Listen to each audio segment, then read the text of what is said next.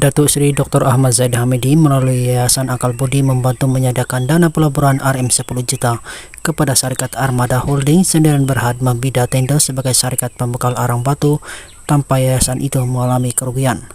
Datuk Seri Khalid Muhammad Jiwa 64 atau lebih dikenali dengan nama Datuk K yang memberikan keterangan di Mahkamah Tinggi hari ini berkata dana itu dikembalikan semula kepada Yayasan Akal Budi beserta faedah yang sepatutnya yaitu sebanyak RM6972.65. Suami kepada penyanyi Datuk Sri Nur Haliza Tarudin yang juga saksi ke-8 pembelaan ketika membacakan pernyataan saksinya berkata secara tidak langsung yayasan yang diasaskan Ahmad Zaid tidak mengalami apa-apa kerugian, sebaliknya memperoleh keuntungan yang sama atau yang sepatutnya. Ketika menjawab soalan peguam bela Hamidi, Muhammad Noh Khalid berkata timbalan Perdana Menteri itu cukup pemurah dengan memberikan dana pelaburan berkenaan karena Ketua Pegawai Eksekutif Armada Holdings Datuk Wasikan alias Wasiyu sama Israr hanya meminta campur tangan Ahmad Zaid untuk meminta Tenaga Nasional Berhad TNB supaya dapat mengurangkan jumlah modal berbayar daripada RM10 juta kepada RM5 juta. Tujuan asalnya bukan untuk meminta uang, tetapi Datuk Seri dengan rela hati tanpa diminta menyatakan mengapa tidak beliau sediakan dana pelaburan RM10 juta bagi membolehkan Wasikan menyertai perniagaan ini.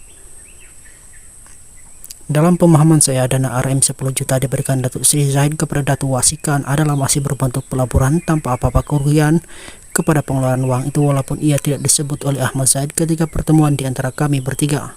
Saya juga mengetahui Ahmad Zaid adalah bekas pegawai bank dan tahu mengenai perkara ini. Jumlah itu semata-mata untuk membolehkan Armada Holdings layak membida tender sebagai syarikat pembekal arang batu kepada TNB yang dipercayai memberikan pulangan yang baik kepada syarikat sekiranya berjaya dan bukan untuk tujuan lain, katanya. Khalid berkata, Wasikan mengetahui beliau rapat dengan Ahmad Zaid dan meminta bantuannya untuk menguruskan satu perjumpaan dengan ahli Parlimen Bagan Datuk itu yang kemudian diaturkannya dan diadakan di Pejabat Kementerian Dalam Negeri Putrajaya. Beliau yang mengenali Ahmad Zaid selama 30 tahun berkata, Wasikan yang ketika itu Ketua Pegawai Eksekutif CEO Armada Holdings dan Syarikat memerlukan modal berbayar RM10 juta untuk memenuhi syarat minima didaftarkan sebagai syarikat pembekal dan kontraktor TNB.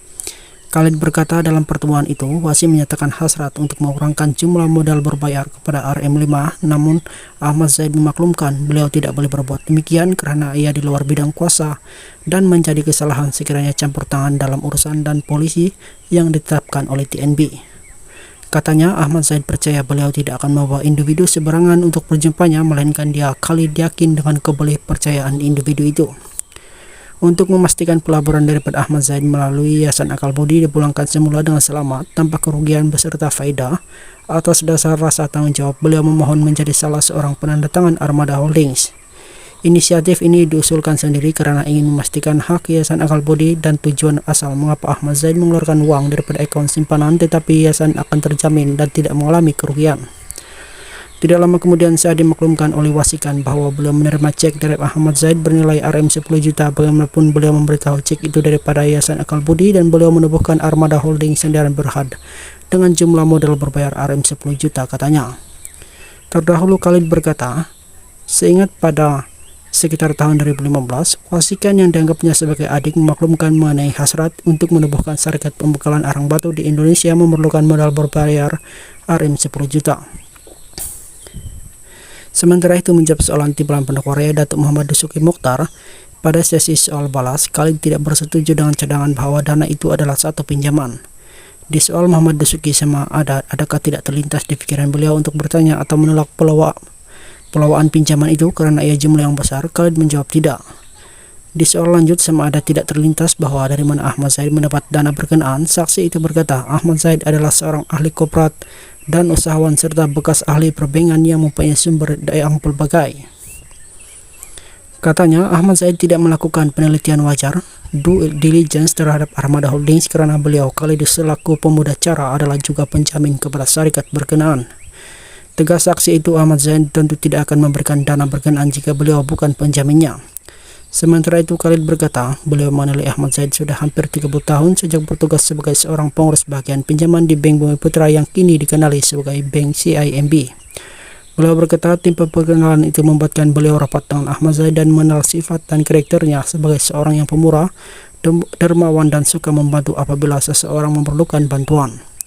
Disebabkan itu, Khalid berkata mereka pernah melakukan beberapa aktiviti sosial bersama seperti berkonvoi menaiki motosikal berkuasa tinggi dengan menjelajah ke beberapa negeri di dalam dan luar negara, yaitu Cape Town, Afrika Selatan, karena mempunyai minat sama dalam bidang permotoran. Katanya beliau bersama istri juga pernah beberapa kali menunaikan ibadah umrah bersama Ahmad Zaid dan istrinya.